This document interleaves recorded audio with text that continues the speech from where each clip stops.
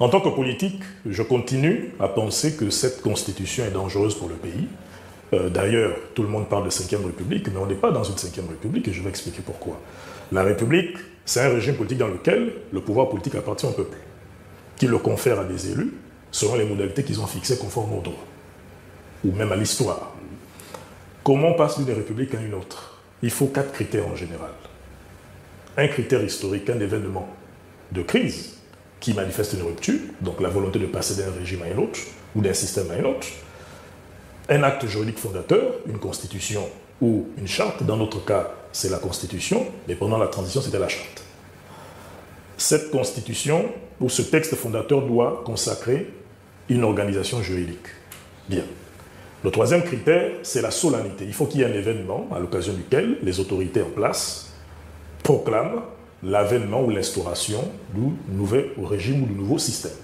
Et puis il y a un 4e critère, c'est que le régime que l'on appelle le CEV, fondé sur un acte juridique, doit connaître un bouleversement au niveau de l'organisation de la gouvernance. Or, s'il est vrai, et j'y adhère, que la première république gabonaise est fondée sur la constitution du 19 février 1959, qui consacre un régime parlementaire moniste, la deuxième république est celle fondée sur la constitution du 14 novembre 1960, qui n'a pas duré, mais qui fondait un régime parlementaire, cette fois-ci dualiste. La troisième république est fondée sur la constitution du 21 février 1961, qui consacrait un régime présidentialiste. La quatrième république est fondée sur la constitution du 26 mars 1991, qui fondait un régime semi-parlementaire, semi-présidentiel, donc un régime mixte. La cinquième république devait être quelque chose de différent, soit un régime présidentiel, soit un régime parlementaire modifié. Or, je constate que dans l'organisation institutionnelle, la répartition des pouvoirs, on consacre un régime présidentialiste qui nous ramène à la Constitution du 21 février 1961, dont on connaît les dégâts. Cette Constitution a ouvert un long cycle d'autoritarisme, où le président était plus fort que le Parlement, plus fort que la justice et même plus fort que le peuple, et on est arrivé à des dictatures. Le point le plus culminant, c'est le parti unique et le régime dictatorial. On appelait ça à l'époque la période de fer, voilà, où Omar avait tous les pouvoirs et faisait très peu de place à l'opposition. Donc moi je n'adhère pas à la numérotation 5e République. Je préfère parler de la Constitution du 19 décembre 2024, qui rappelle étrangement effectivement la Constitution du 21 février 1961.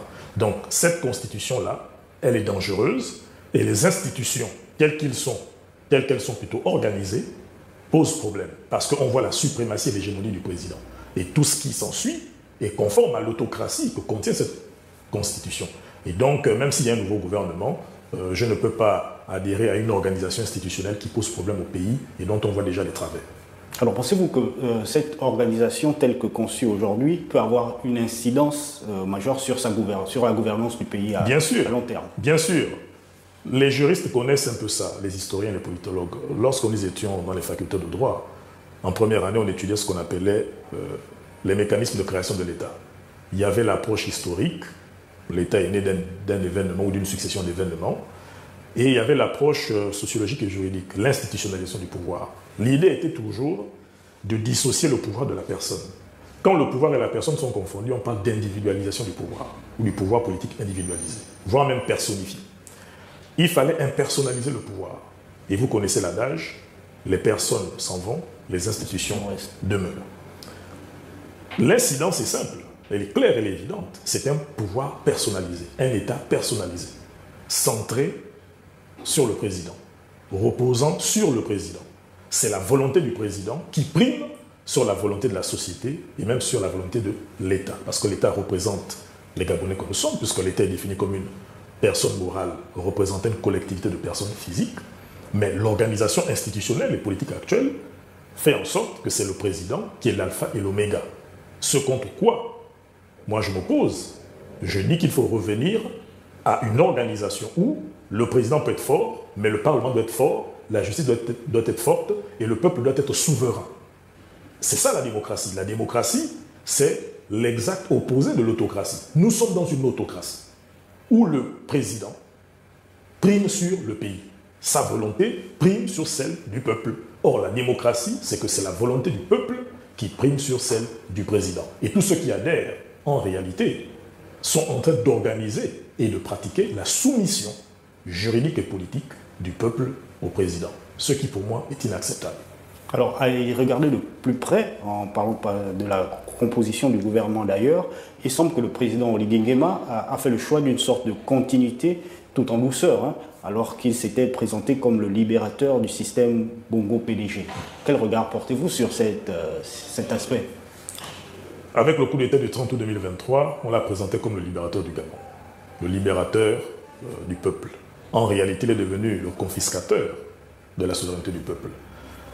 La Constitution du 19 décembre 2024 et toutes les lois d'application qui suivent ne sont que la traduction de l'organisation méthodique d'un transfert de charge, d'un transfert de souveraineté du peuple vers le président. Le peuple, c'est quoi? C'est la souveraineté.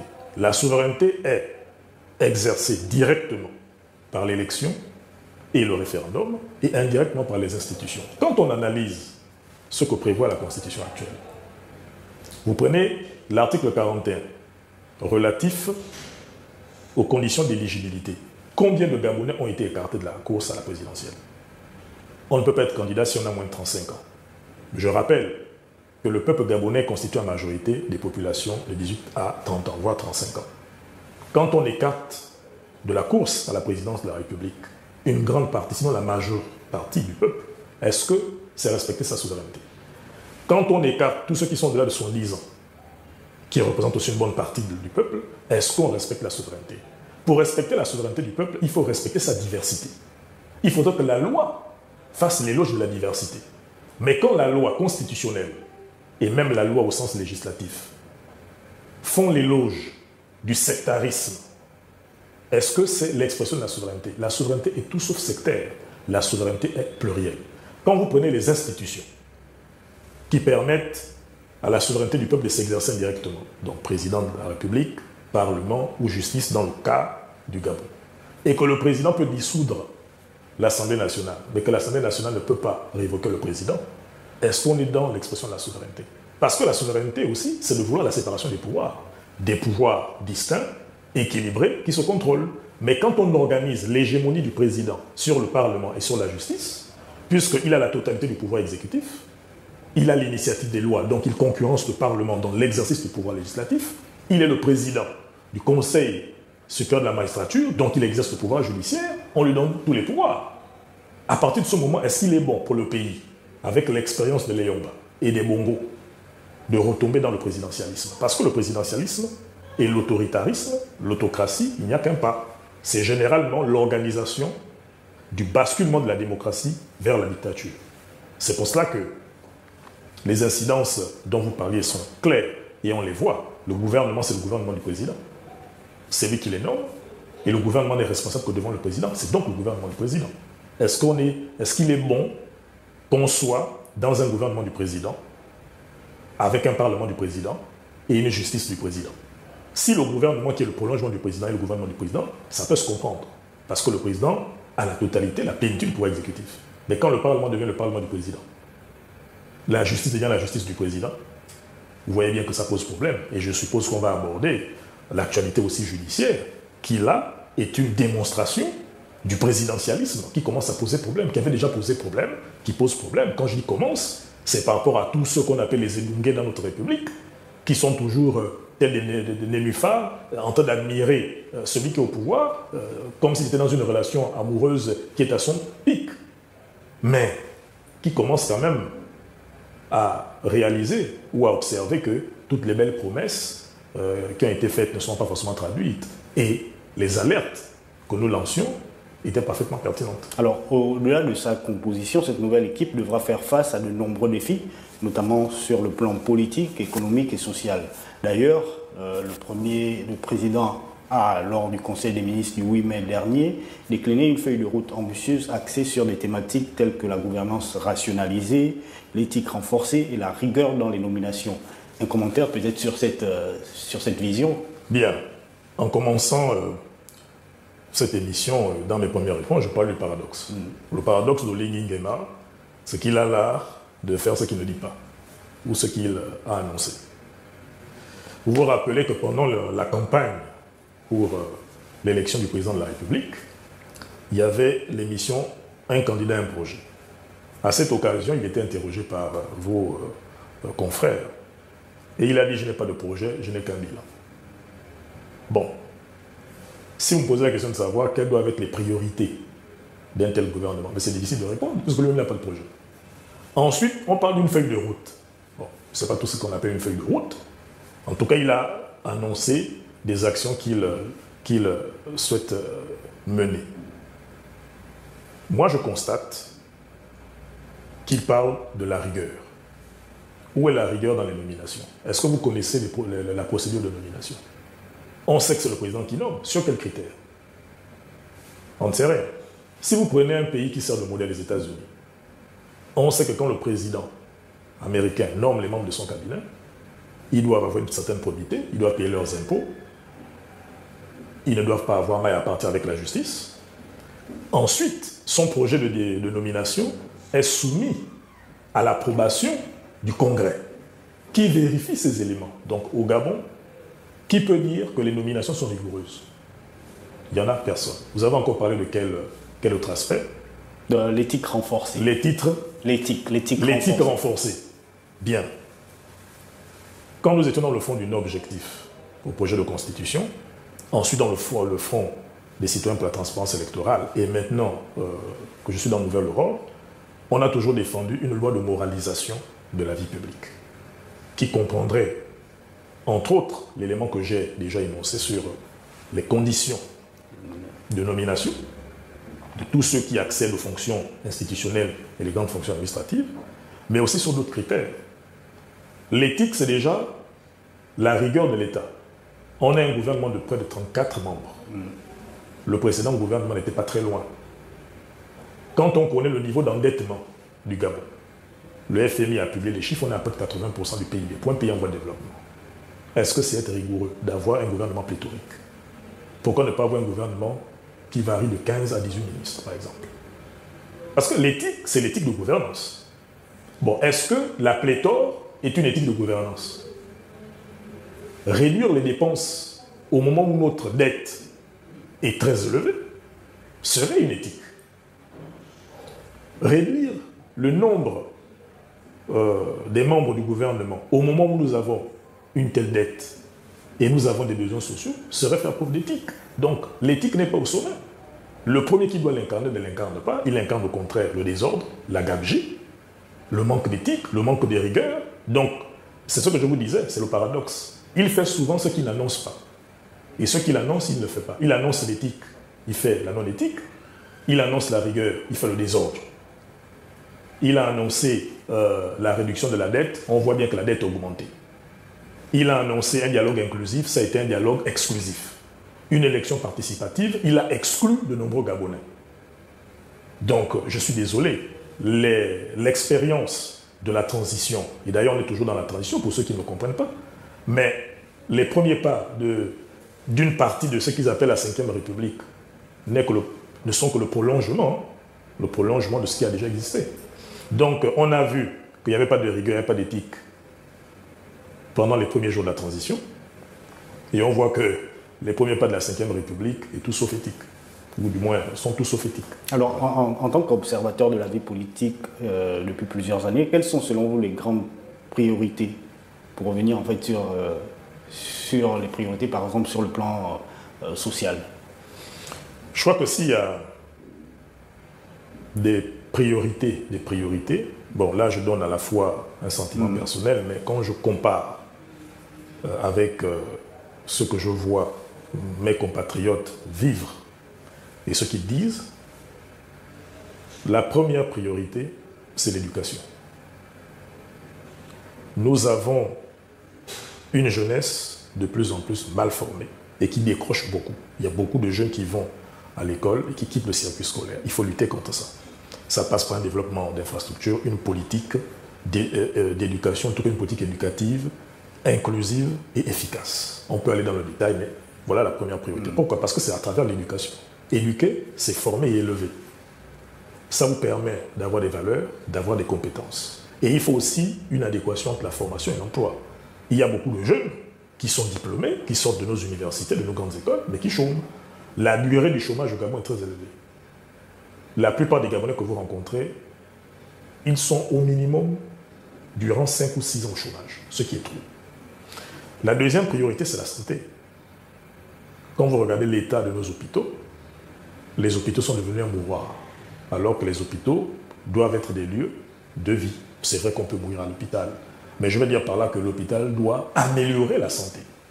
Nous avons une espérance de vie qui s'est quand même améliorée, mais quand vous voyez les causes des décès, notamment les AVC touchent aujourd'hui de plus en plus de jeunes, entre 25 ans et 40 ans. C'est quand même incroyable pour une population, effectivement, comme je disais, qui a plus de 60% jeunes.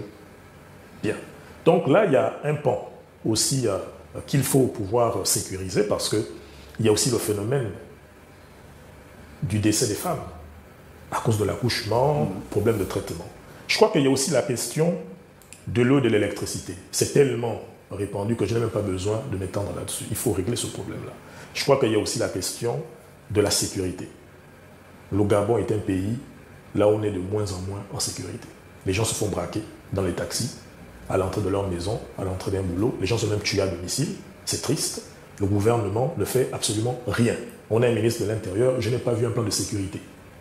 Ça, c'est un pan qu'il faut quand même explorer. Et ce sont des problèmes qu'il faut résoudre. Il y a plein de priorités comme ça, mais je dirais que, en plus de la question sociale, il faut ramener ça à la question économique et à la question politique. En fait, si on veut que le Gabon se développe, il faut 3 piliers. Le pilier politique, il faut qu'on ait un système démocratique. Il faut que le Gabon fasse résolument le choix de la démocratie. Je ne crois pas au développement sans démocratie. Ce sera un colosse au pied d'argile. La démocratie permet de donner un développement durable. Regardez ce qui s'est passé à l'époque en Tunisie avec Ben Ali. En Égypte avec Moubarak. Vous avez connu le printemps arabe. Ces pays étaient présentés comme des modèles de développement. Mais les régimes ont chuté parce qu'il y avait un problème de liberté. Moi, je dis souvent, ou toujours, à ceux qui m'opposent le développement plutôt que la démocratie, je leur dis, prenez l'image d'une femme. Il est répondu que les femmes aiment l'argent. Je ne sais pas si c'est vrai. Je ne sais pas quel est l'être humain qui n'aime pas l'argent, mais il est répondu que les femmes aiment l'argent. Bien. Prenez donc une femme, mettez-la dans la maison, donnez-lui les voitures et l'argent, empêchez-la de sortir. Le jour où il y a quelqu'un qui peut lui permettre de sortir, voir la beauté de la vie, respirer l'air, se réjouir, se mouvoir, elle vous trompera avec le premier venu, elle partira. Elle va laisser l'argent, les voitures, donc elle laissera les biens pour l'esprit. Parce que la vie, c'est d'abord l'esprit. La démocratie, c'est l'esprit. Ce sont les valeurs, ce sont les idées, ce sont les principes. Ce sont les règles de vivre ensemble. Si on préfère d'abord le développement matériel, et on dit la démocratie viendra après, quand la démocratie viendra, c'est le développement qui sera remis en cause. Il n'y a pas de développement sans liberté. Sur le plan économique, il faut le dynamisme économique. Donc, je dis, le premier pilier, il est politique. Il faut la démocratie. Le deuxième pilier, c'est le dynamisme économique. Il faut favoriser l'entrepreneuriat. Les petits commerces, il y en a.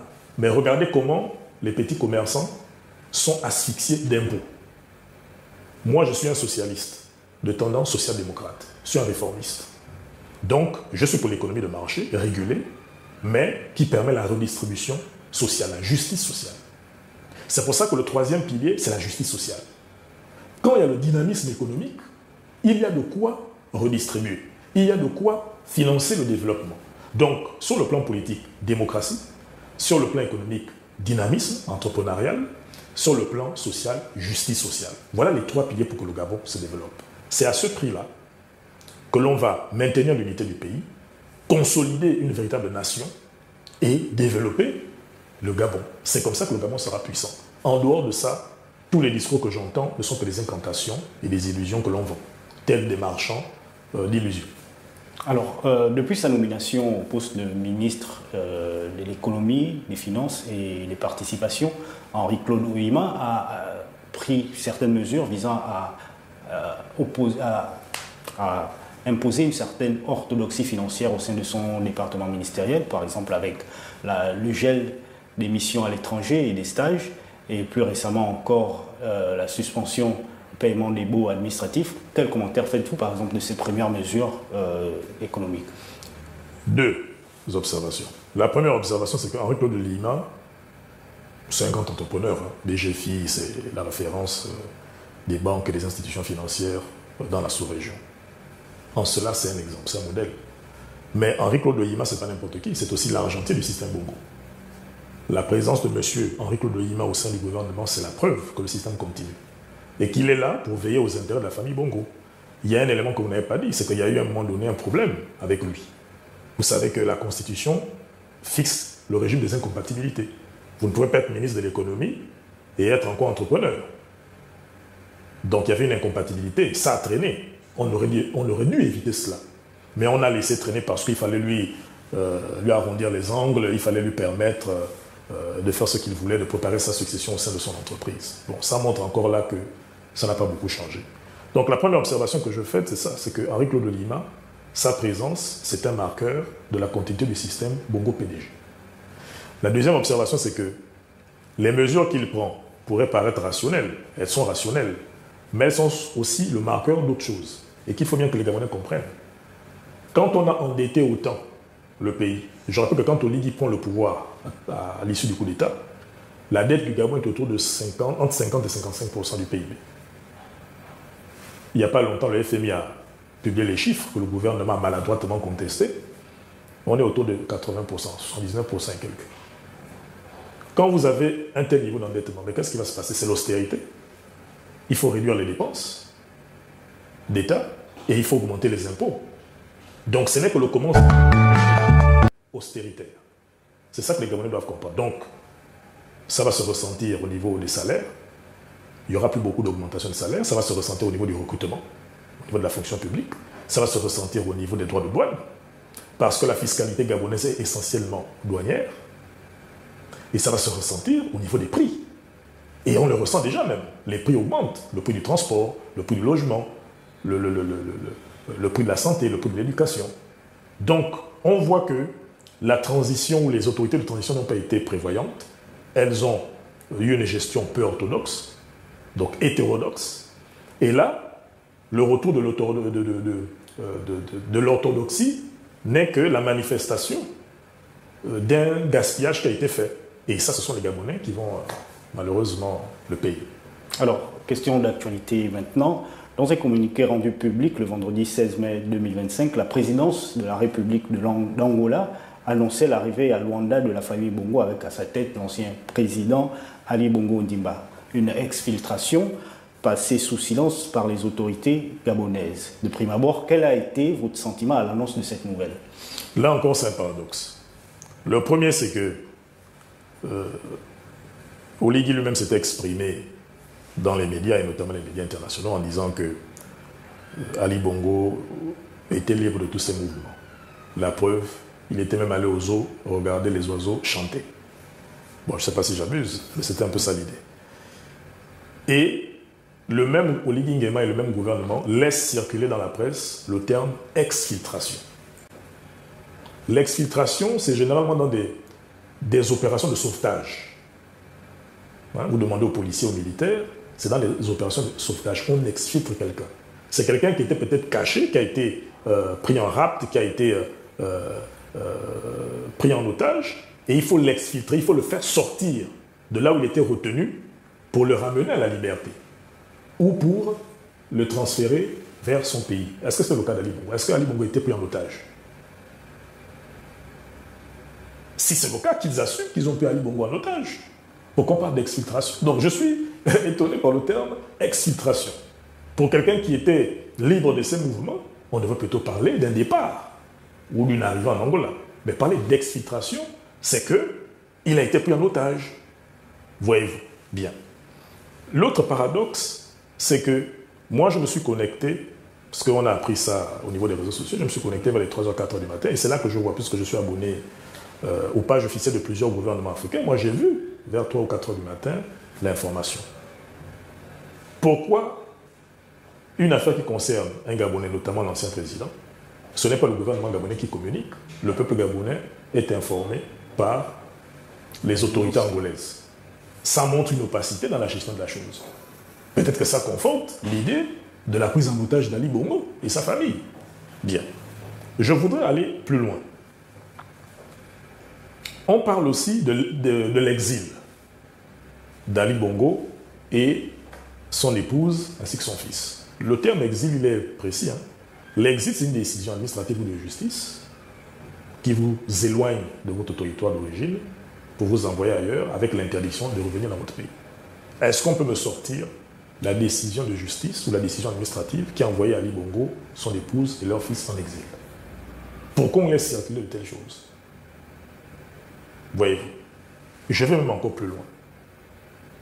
On a entendu que le juge d'instruction a pris une décision portant mise en liberté provisoire de madame, je ne sais pas s'il faut dire Sylvia Bongo Ondimba ou Marie-Sylvie Valentin, parce que ça devient compliqué avec eux.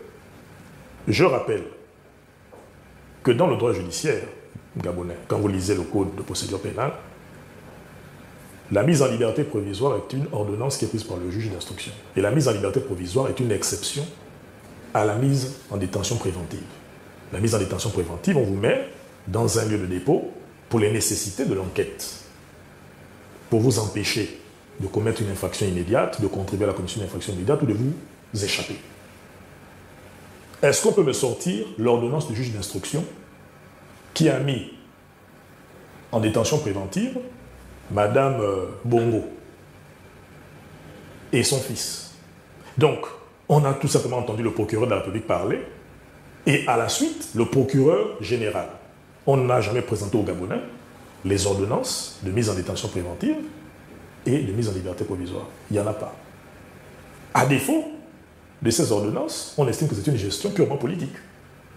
Le faiseur du coup d'État a peut-être pris les autres en otage, il les a peut-être utilisés comme monnaie d'échange avec la communauté internationale, parce qu'il y a quand même une coïncidence entre la venue et la présence du président d'Angola et puis le départ d'Ali Bongo, son épouse et leur fils. Ça veut donc dire que la cause de tout cela, c'est le règlement diplomatique.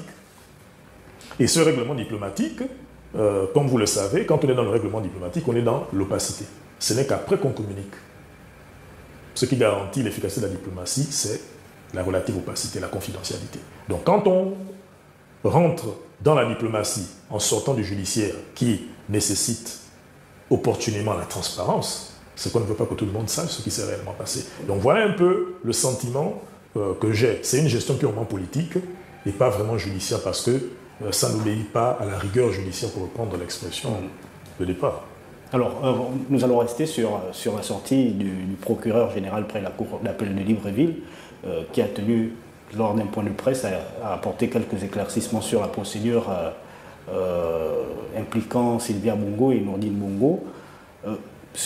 Pourquoi pensez-vous, qui êtes juriste, lors de sa communication, il est resté très vague sur les raisons même de l'exil ou de l'exfiltration? Pensez-vous aujourd'hui qu'après le départ de ces deux personnalités, un jugement peut encore avoir lieu? Bien, juridiquement, oui, si on s'en tient au formalisme et à la rigueur judiciaire. Si vous dites que vous mettez quelqu'un en liberté provisoire, pour peut-être des nécessités de santé, la personne est tenue de se présenter à tout moment selon l'ordre du juge qui le convoque. C'est ça.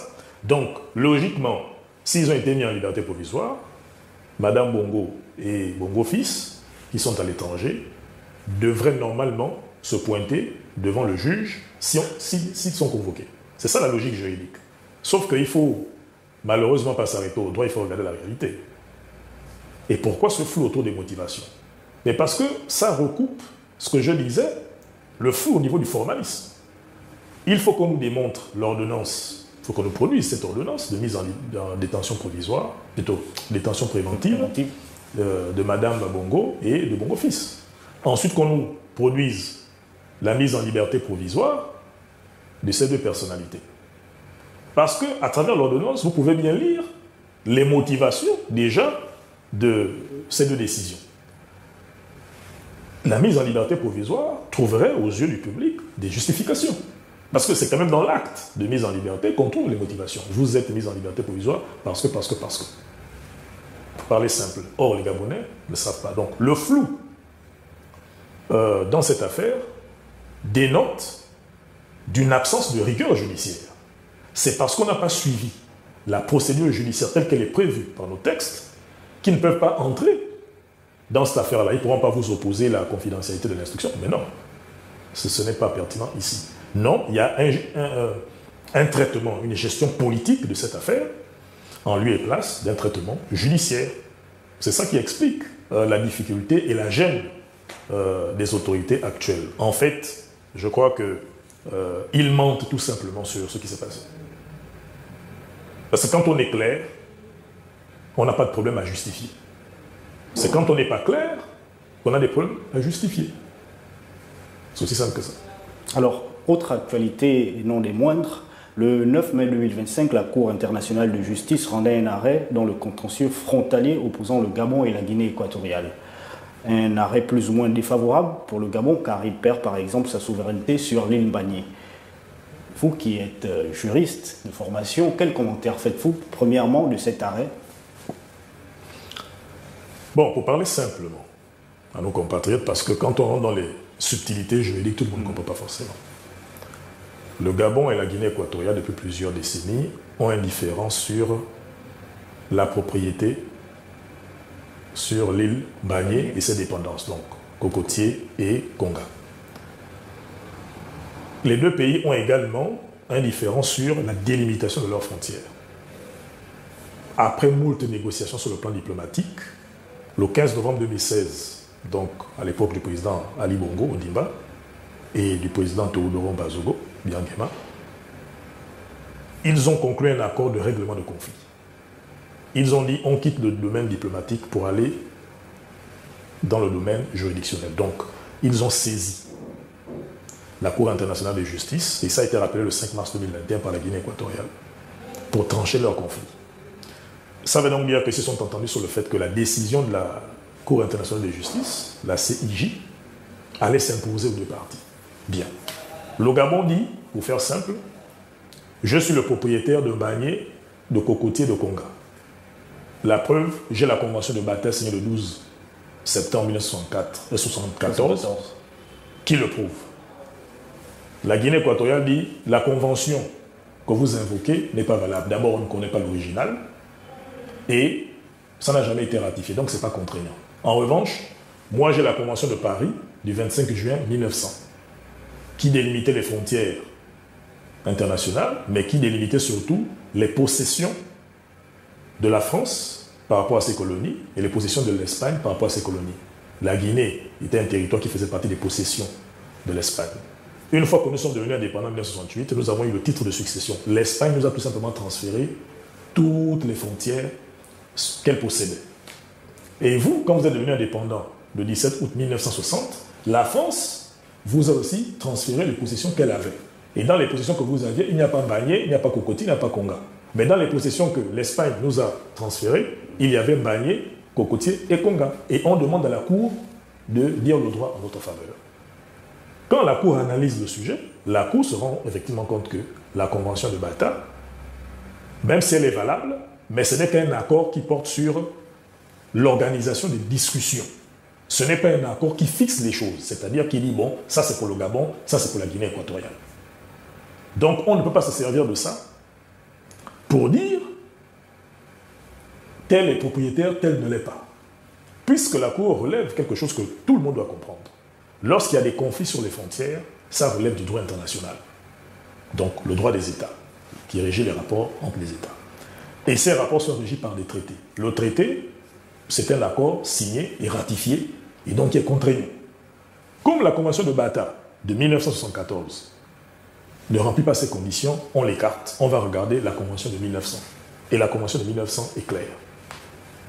Vous aviez des frontières telles qu'elles émanent des délimitations de l'époque au moment où la France et l'Espagne ont conclu la Convention.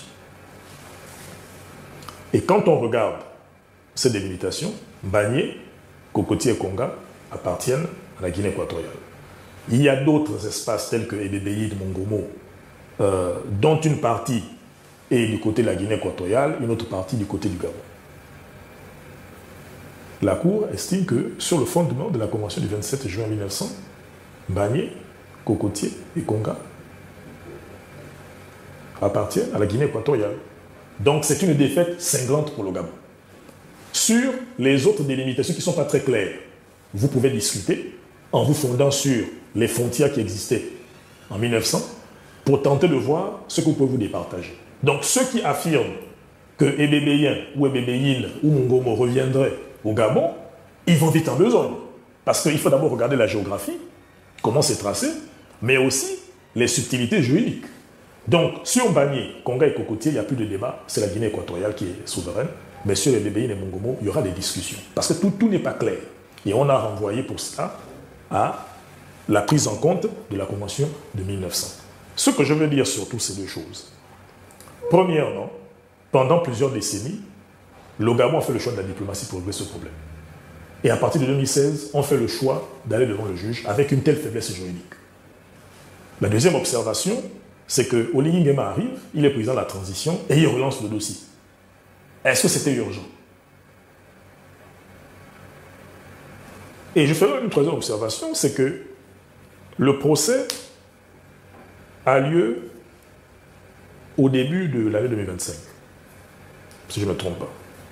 Le verdict est rendu en mai, un mois après l'élection présidentielle qui a eu lieu le 12 avril 2025 et dont, au départ, la date était prévue pour août 2025. Il y a quand même une drôle de coïncidence. Imaginez un peu ceci. Si l'élection présidentielle avait eu lieu en août 2025 et que cette décision défavorable, déshonorante pour le Gabon, avait lieu en mai 2025, est-ce que quoi qu'Oligui Nguema aurait été élu? Parce qu'on commence à voir que même dans son propre camp, il y a des gens qui doutent aujourd'hui de son patriotisme. J'ai même entendu, j'ai lu, je ne sais pas si c'est vrai, qu'il aurait vendu la Guinée équatoriale, Mbagné à la Guinée équatoriale. Bon, c'était lapsus. Parce qu'on apprend, et on sait, sinon on sait depuis quelque temps, que le président de la Guinée équatoriale, il a des origines gabonaises. Certains s'amusent même à dire qu'on a la tête de la Guinée équatoriale un Gabonais, qui prend au Gabon une partie de son territoire. C'est un peu l'ironie de l'histoire. Donc je pose cette question-là pour dire que les événements doivent aussi nous indiquer la compréhension du sujet et les événements en disent quand même long. Donc je ne comprends pas que le Gabon ait persisté avec une telle incurie juridique pour se faire humilier de la sorte. Ça paraît totalement incompréhensible. Et pensez-vous que malgré cette déconvenue, le Gabon peut encore espérer arranger les choses par le dialogue, par exemple, ou par la diplomatie? Mais arranger quoi? Ça me permet même de revenir un peu sur le premier sujet. Les autorités judiciaires disent non mais Sylvia et Noureddine peuvent se pointer à n'importe quel moment. Sauf que je crois qu'il ne faut pas prendre les Gabonais pour les derniers de la cour. Tout le monde a compris que Sylvia et Noureddine sont partis. Ils ne vont pas revenir, ils ne vont pas se pointer, il n'y aura pas de procès. D'ailleurs, Maître Moubembe, qui faisait partie de leur avocat et conseil, l'avait déjà prévenu dans une émission qui est devenue célèbre. Là encore, c'est entretenir une illusion. Dans cette affaire, comme je l'ai dit, ce qui est clair, c'est que Mbagné, Cocotier et Konga reviendront à la Guinée équatoriale. Mongomo et Ebébéien, c'est un autre débat. Parce que les choses ne sont pas suffisamment claires.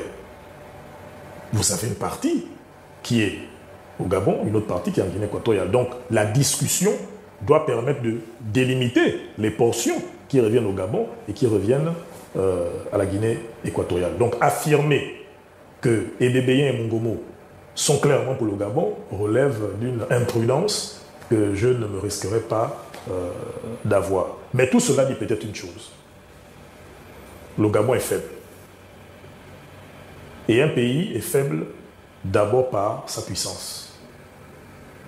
Si votre puissance ne signifie rien, parce que j'emploie même le terme puissance peut-être de manière abusive, mais si votre État justement est faible politiquement, économiquement, il sera faible diplomatiquement. La faiblesse du Gabon aujourd'hui, c'est d'abord la faiblesse de ses institutions et la faiblesse de son président. Les conditions dans lesquelles il a pris le pouvoir, dans lesquelles il a été élu, il pensait que les 94% c'était gratuit.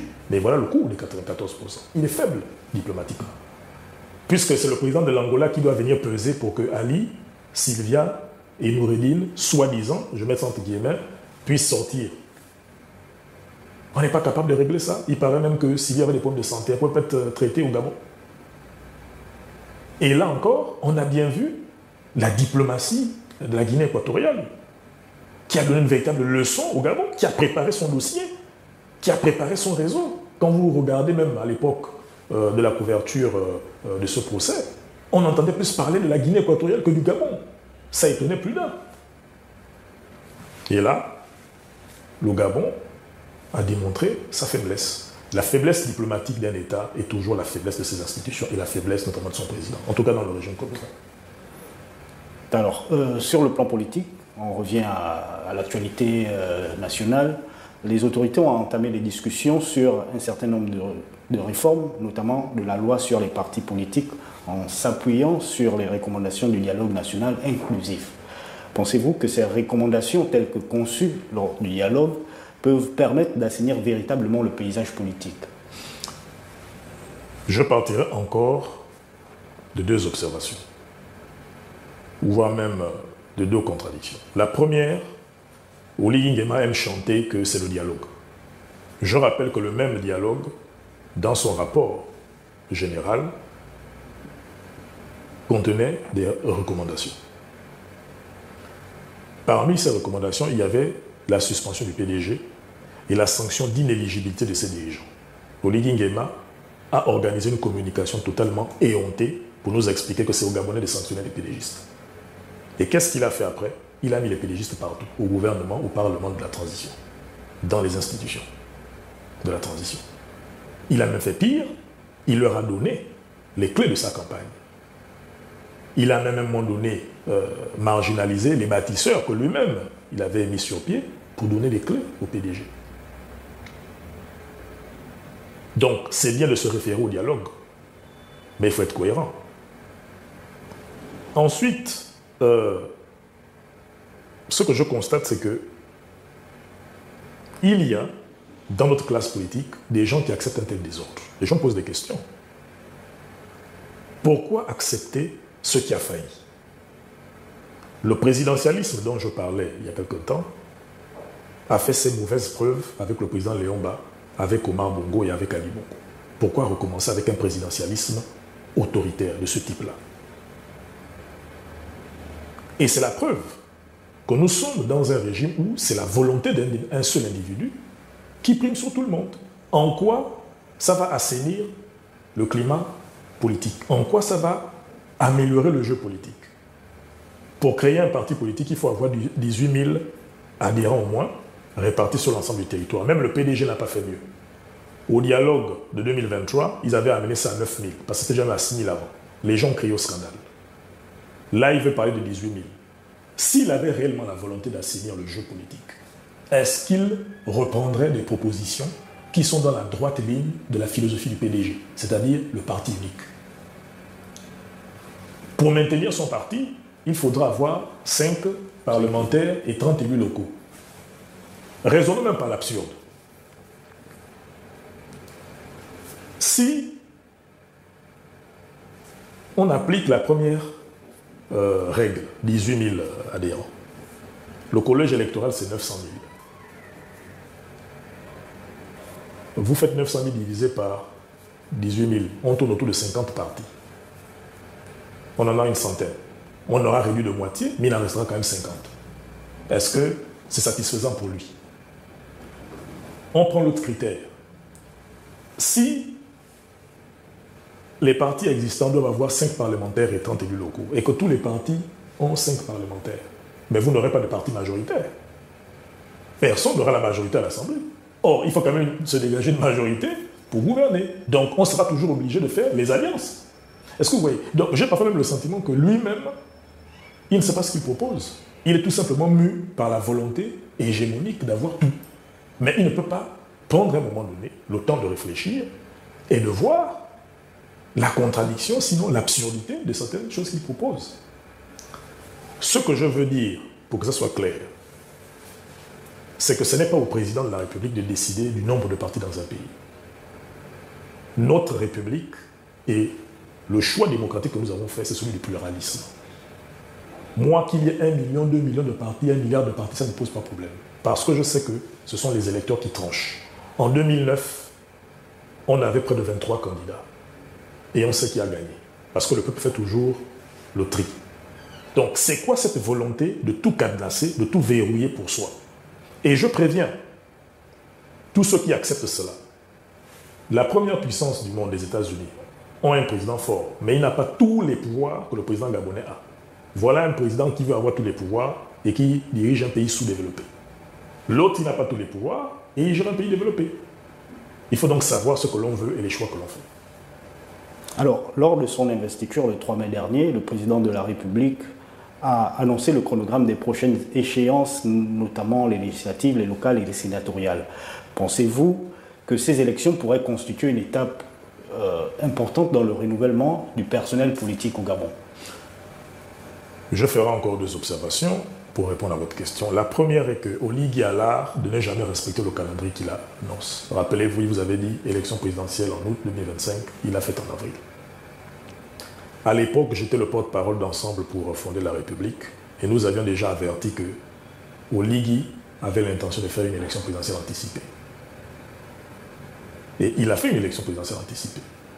Je suis persuadé que le calendrier tel qu'il annonce ne sera pas exactement tenu. La preuve est qu'il a déjà mis en place les commissions pour réviser le redécoupage électoral, pour réorganiser les partis politiques. Ces commissions-là vont probablement rendre leurs travaux en juin. Et ce ne sera pas étonnant que les élections législatives aient lieu en juillet. Moi, j'avertis tout le monde. S'il fait ça en septembre, c'est très bien. Au moins, pour une fois, il aura tenu sa parole. Mais comme c'est quelqu'un qui ne tient pas trop sa parole, il n'est pas étonnant qu'il fasse les élections en juillet. Mais en tout cas, je préviens tout le monde, ce n'est pas toujours quelqu'un qui respecte son calendrier. Donc, je crois que tel que les choses ont été organisées, ce sera difficile d'inverser la tendance électorale et institutionnelle. Pourquoi? Si on regarde les derniers résultats de l'élection présidentielle, Oligui a fait près de un peu plus de 94%. Dans son gouvernement et dans son cabinet, il a pris des candidats. Donc il est autour de 96% de soutien. Donc il reste entre 4 et 5% pour les concurrents. Si vous allez aux élections législatives, est-ce que l'opposition et les concurrents politiques pensent objectivement pouvoir obtenir une majorité? Ça paraît très difficile. Sur le plan institutionnel, vu qu'on est dans un régime présidentialiste, même si par extraordinaire, l'opposition va remporter les élections législatives, on sait qu'il y aura une cohabitation. Non. Puisqu'on n'est plus dans un régime, c'est le présidentiel, c'est le parlementaire, où la coalition des forces politiques ayant la majorité des sièges à l'Assemblée nationale détermine la formation du gouvernement. C'est un gouvernement qui est responsable devant le président. Donc il a tout fait pour empêcher à la fois l'alternance et la cohabitation. Nous devons donc nous poser la véritable question de l'intérêt de ces élections, ou l'intérêt de ces élections qui arrivent. Je reste républicain et démocrate et je crois que dans la lutte, il est toujours bon d'aller aux élections. Je l'ai dit, ça m'a valu quelques critiques, mais je l'ai dit. Parce que si vous voulez mobiliser le peuple gabonais, c'est pendant les élections qu'il faut le faire. Et si demain, il y a des luttes politiques pour lesquelles vous voulez, ou du moins auxquelles vous voulez qu'ils participent, il faut avoir la légitimité. Cette légitimité est souvent acquise pendant les élections. Donc il y a déjà cet intérêt-là. Légitimation des leaders politiques et capacité de mobilisation pour les conquêtes politiques à venir. Mais ça me permet aussi, et je crois que je lis dans un verbatim que vous avez eu la gentillesse de publier, Oligui Nguema et ses soutiens, c'est pas 96%. Ses concurrents, c'est entre 4 et 5%. Si on veut peser, exister et constituer une alternative crédible, il va falloir réfléchir au positionnement. Est-ce que c'est une opposition radicale, une opposition modérée ou un centre indépendant? Parce qu'aujourd'hui, l'enjeu pour les concurrents de Oligui, c'est d'avoir une base électorale large pour espérer avoir un nombre de députés d'élus locaux et même de sénateurs importants pour imposer un rapport de force. Sinon, on restera dans une situation d'une opposition marginalisée qui ne pèse pas, qui n'existe pas, et donc il peut être une alternative crédible. Alors, concernant, pour rester sur l'élection législative à venir, pensez-vous que la présence autour du président Oligui Nguema de certains PDGistes et peut-être même la crise que connaît ce parti peut servir l'opposition pour rebondir lors de cette échéance? On serait tenté de le penser, mais l'expérience permet de croire le contraire. L'expérience est simple. Le coup d'État du 30 août 2023 a conforté l'idée que le PDG était rejeté. Et donc les Gabonais s'attendaient à ce qu'il soit sanctionné de quelque façon que ce soit, institutionnellement, politiquement et autres. Bizarrement, il s'est introduit dans l'opinion et auprès de nos compatriotes une idée, je n'ai pas envie de dire de bienveillance, mais d'indifférence à l'égard du PDG. On a constaté que les PDGistes étaient partout dans les institutions et ils étaient auprès du président de la transition. On a également constaté qu'ils ont dominé la coordination de sa campagne. Oligui a été élu avec 94%. Si la proximité du PDG avec Oligui était un repoussoir, on l'aurait constaté. Mais malgré la proximité avec Oligui, il a fait 94%. Je ne suis pas convaincu qu'aujourd'hui, ça soit un argument qui vale et prévale dans l'appréciation, effectivement, des élections législatives. C'est pour ça que je suis assez dubitatif, je suis assez prudent dans l'analyse, le jugement que je peux pouvoir fournir. Je dis que ça va se faire localement. Localement, mais il y aura également une dynamique. En fait, Oligui bénéficie d'une popularité qui va infuser la machine électorale qu'il va mettre en place. Pour essayer de contrer ou d'atténuer cela, il faut aussi une force politique en face, qui est une dynamique parce qu'elle propose un modèle, un plan différent d'Oligui. C'est à cette condition.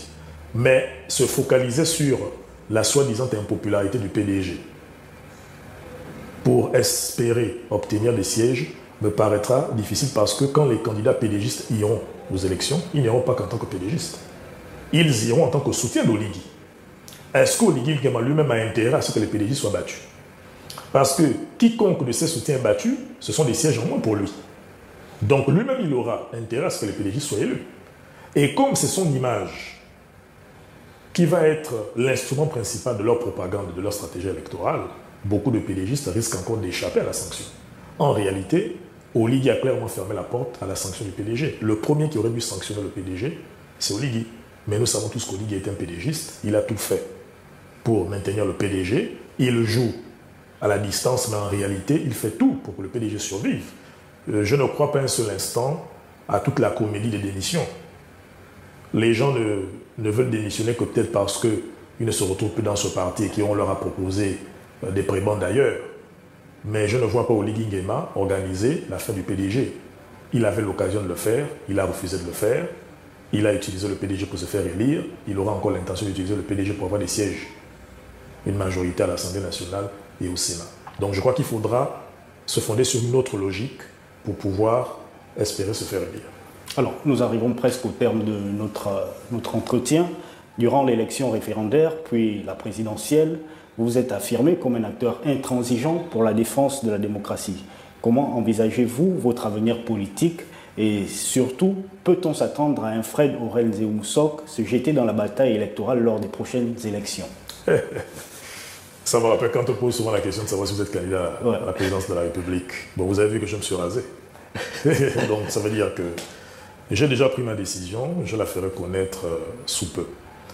Mais de manière globale, oui, Fred Oreilles-Zéhou-Moussok, qui est le coordinateur général de Nouvelle Aurore, voit son avenir d'une manière très claire. L'enjeu, c'est le pays. Et comme je l'ai dit, il faut construire une force politique encore plus grande. Je reste convaincu que Oligui fera passer ces conditions contraignantes. Et ces conditions contraignantes vont effectivement conduire les forces politiques actuelles à se mutualiser. Il y en a ceux qui vont rejoindre le nouveau pouvoir, il y a d'autres qui vont essayer de continuer la lutte. Mais la reconfiguration, et c'est ça le grand intérêt de la question, la reconfiguration, la recomposition du paysage politique ne peut se faire qu'en tenant compte de l'actualité politique. Quelqu'un est arrivé au pouvoir, il a les armes, il a l'argent, et il a obtenu 94%. Avec des nouveaux soutiens, il est autour de 96% de soutien parmi les électeurs qui ont voté. Il reste très peu de marge de manœuvre à l'opposition et à tous ses concurrents actuellement. Donc il faut réfléchir à la construction d'une force politique encore plus grande pour être capable de contrer ou d'atténuer dans l'immédiat le rouleau compresseur qu'Oligui Nguema a mis en place. C'est ça qui me paraît l'essentiel. J'invite tous ceux qui veulent l'alternance et constituer une alternative crédible à se rassembler pour construire cette force politique qui sera majeure. Je compte faire partie de cette construction, je compte contribuer à cette construction politique parce qu'en tant qu'acteur, on est quelqu'un qui agit, on n'est pas quelqu'un qui subit. J'ai contribué à la construction du fonds objectif au projet de constitution, donc le fonds du non-objectif. J'ai été un acteur du Fonds des citoyens pour la transparence électorale. J'ai été un acteur d'Ensemble pour refonder la République. J'ai été aussi un acteur de Nouvelle Aurore avec d'autres. Je serai forcément un acteur de la construction d'une nouvelle force politique encore plus grande pour constituer une alternative crédible parce que le pays en a besoin. Donc, voilà clairement ce que je dis. Maintenant, quelle que soit la forme que cela prendra, je serai dans cette dynamique. Alors, nous sommes arrivés au terme de notre entretien. Avez-vous peut-être un message à adresser à vos compatriotes? Deux choses. Un message de lucidité. Mes chers compatriotes, il faut être lucide sur la tromperie et la supercherie de cette transition. Le coup d'État du 30 août 2023, qui était censé nous libérer des Bongos, s'est transformé en coup de libération des Bongos. Ce sont les Bongos qui ont le plus profité de cette transition. La preuve, Ali Bongo, son épouse et leur fils sont ailleurs. Isla Kouldous en Angola et les Gaboma sont au Rwanda, comme on le dit dans nos quartiers. La présence d'Henri-Claude Oyima au gouvernement, c'est la preuve que les intérêts du système Bongo PDG sont maintenus. Oligui, vous avez promis la restauration avec l'idée d'un changement. Il a restauré le présidentialisme de la Troisième République. Il a mis les PDGistes partout. Il a renoué avec une autocratie. Autant de tares que nous avons toujours contesté et combattu, il a endetté le pays plus que jamais. Et ce qui nous attend, c'est l'austérité. Donc les jours heureux, Libreville 2, que l'on vous promet, réfléchissez par 10 fois. Ensuite, un message d'espoir. Certains m'ont connu quand j'étais porte-parole du mouvement des jeunes UPGistes, porte-parole de l'UPG Tendance Loyaliste, porte-parole de Union et Solidarité, porte-parole d'Ensemble pour refonder la République, coordinateur général aujourd'hui de Nouvelle Aurore, membre du Fonds du non-objectif au projet de constitution, membre du Fonds des citoyens pour la transparence électorale. Et ils attendent que je joue un rôle important. Je ne suis pas le seul. J'ai des amis, j'ai des camarades, j'ai des collègues. L'espoir, c'est le fait que très bientôt, et si ce n'est déjà que ça a commencé, vous allez vous rendre compte de l'incurie du régime Oligui Nguema. Mais vous devez comprendre qu'il y a des compatriotes, des femmes et des hommes qui réfléchissent et qui vont se réunir pour vous proposer une force politique qui va compter, qui va vous proposer un modèle de société, un régime politique, un modèle économique, un modèle social. Parce que ce n'est qu'à ce prix que l'on peut demain créer l'alternance. Pour gagner dans les urnes, il faut d'abord gagner la bataille des idées. Mais pour gagner la bataille des idées, il faut avoir les idées claires.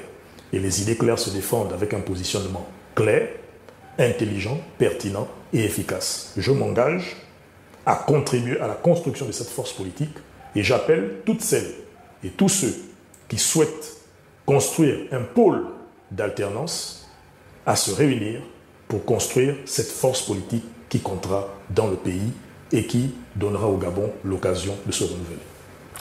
Monsieur Fred Aurel Nzéoum Sop, merci pour cet échange. Votre intervention a été l'occasion claire de fixer les Gabonais sur les grands enjeux qui attendent le pays pour les 7 années à venir, notamment sur le plan politique, mais aussi de revenir sur des sujets d'actualité importants. Nous suivrons de très près votre actualité et espérons vous avoir lors de nos prochains numéros. Merci. Je vous remercie.